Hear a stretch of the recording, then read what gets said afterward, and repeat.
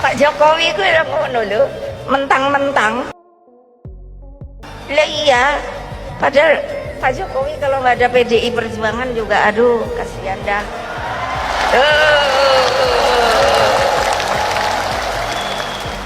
Kalau Jokowi ini nggak punya elektabilitas, lalu Anda tunjuk, itu berlaku. Tapi ketika Jokowi punya elektabilitas, berpeluang menang, maka kemudian, mohon maaf, jangan-jangan sebaliknya yang terjadi, gitu loh. Bahwa Pak Jokowi lah yang menyelamatkan PDI. Garis miring, kalau nggak ada Jokowi, kasihan deh lu. Dan realitanya memang partai pertama yang mengajukan Jokowi bukan PDI Perjuangan, tapi Partai Nasdem. Assalamualaikum warahmatullahi wabarakatuh. Halo Sobat Gerobokan Gokil semuanya, sehat ya untuk hari ini ya. Tanpa mengurangi rasa hormat saya kepada Bu Megawati ya. Melihat cuplikan video tersebut, saya jadi paham. Memang suksesor Pak Jokowi itu memang tidak dari PDIP saja. Banyak tokoh-tokoh lain, partai politik lain yang juga ikut andil dalam suksesor Pak Jokowi, baik menjadi wali kota, gubernur, bahkan presiden 2 periode saat ini. Nasdem dan Pak Prabowo itu juga menjadi salah satu suksesor dari Pak Jokowi. Nah, untuk lebih jelasnya kita dengarkan ya penjelasan dari M. Khodari berikut ini. Check this out. Baik secara politik maupun secara psikologis. Karena dia berawal dari tingkat yang bawah. Dia direkrut PDI Perjuangan menjadi calon wali kota Solo. Bahkan pernah ada gambar dia pakai baju Satgas PDI. Di sampingnya Bu Mega. Nah, itu dia. Itu dia. Bayangkan ya. Darah biru dengan darah ya ini dengan darah biasa, rakyat jelata lah ya. Saya nggak tahu tuh ada seragam atau jabatan yang lebih di bawah nggak dibandingkan dengan Satgas PDI itu. Tapi bayangkan pertemuan awal Bu Mega dengan Pak Jokowi itu beliau ini pimpinan partai, ini Satgas. Atau setidaknya kalaupun oh iya masih ingat aku. Udah lupa foto-fotonya kan viral dibikin meme sama pembenci Jokowi itu. Dan selalu dipakai untuk tujuan mengolok-olok Jokowi. Oh iya. Tujuannya untuk mengolok-olok Jokowi dari kalangan haters. Betul dari kalangan haters. Nah, jadi Pak Jokowi jadi wali kota, menang, kemudian Ibu Mega atau PDI merasa bahwa yang membawa Pak Jokowi ke Jakarta jadi calon gubernur itu adalah Ibu Mega dan PDI. Yang saya pernah jelaskan sebetulnya juga nggak sepenuhnya dari awal bahwa PDI itu mau memutuskan Jokowi. Saya udah pernah ceritakan juga bahwa awalnya tetap Fauzi Bowo, tapi karena ada dinamika hubungan PDI termasuk Bu Mega dengan Fauzi Bowo, akhirnya kan Fauzi Bowo dicoret dari calon gubernur dan akhirnya opsinya lari kepada seperti Jokowi. itu. Dan pada titik itu saya mau mengatakan tidak ada sebuah dinamika yang 100% dari PDI itu nggak ada dari Bu Mega, nggak ada itu.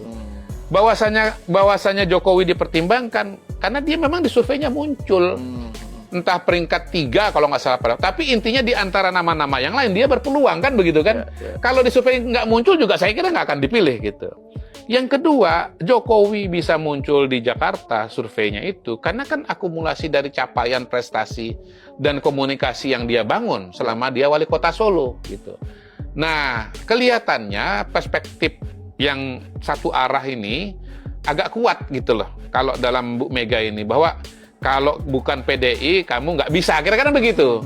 Nah, ternyata Pak Jokowi ya surveinya sebagai calon presiden itu meningkat dengan sangat pesat setelah dia jadi gubernur Jakarta. Hanya dalam waktu 6 bulan surveinya sudah nomor 1. Nah, pada waktu itu ya terjadi dinamika di internal PDI Perjuangan. Siapa nih calon presiden?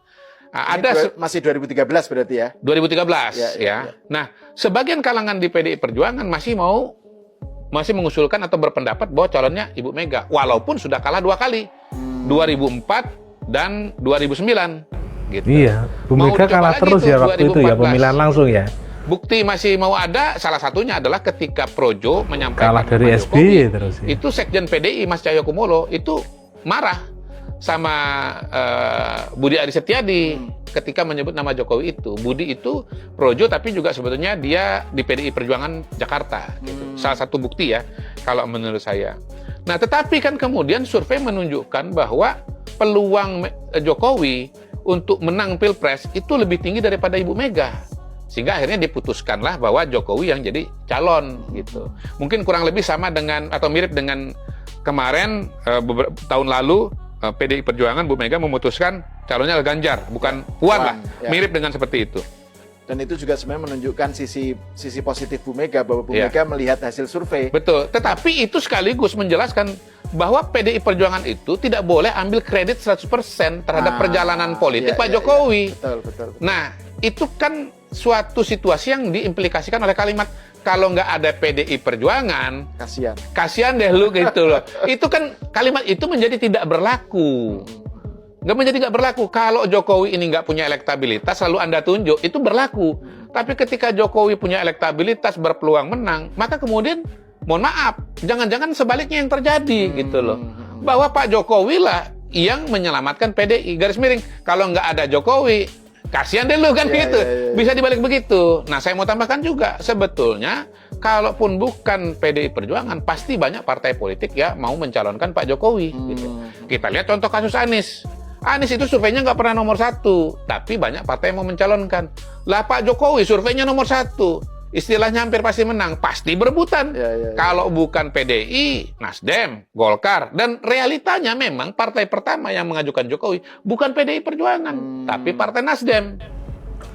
Nah, jadi seperti itu ya. Intinya adalah janganlah memonopoli semua ketika kesuksesan Pak Jokowi itu dikarenakan andil dari PDIP saja. Dan menurut Bang Kodari tadi, kalau Pak Jokowi surveinya nggak tinggi, ya nggak mungkin dipilih. Itu aja. Ya memang betul sih. Setahu saya, Pak Prabowo juga ikut andil dalam suksesor Pak Jokowi. Yakni pertama kali yang mengusulkan untuk menjadi gubernur DKI Jakarta, yaitu Pak Prabowo. Itu sudah diungkap di banyak media mengenai hal itu, gitu loh. Dan tentunya Nasdem yang selalu setia mendukung Pak Jokowi sejak 2014 lalu. Dan itu fakta-fakta yang menjadi salah satu suksesor dari Pak Jokowi. Dan memang PDIP juga sangat besar dalam andil suksesor dari Pak Jokowi, tapi jangan semua dimonopoli, gitu ya. Terima kasih dari saya. Wassalamualaikum warahmatullahi wabarakatuh.